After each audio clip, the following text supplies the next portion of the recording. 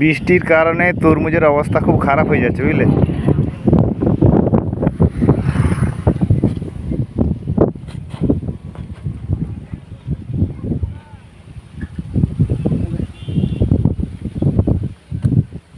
তরমুজের আবার ভিডিও করছে নাকি?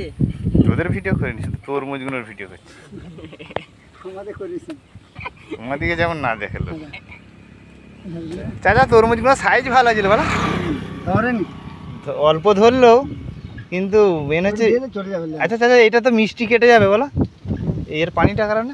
কালকে আমি একটা লেগেই নু 2 কিলো 2.5 কিলো, কিন্তু সেদিনে যেটা অশোক আমার কাছে মিষ্টি ছিল বিরাট, এবারে দেখছি মিষ্টিটা অনেক কেটে গেছে। পানিটা হতেই কেটে গেছে। হ্যাঁ একবারে আমাদের আগে এগুলো বাড়ি মাঠে দেখছি জেনে গেছে।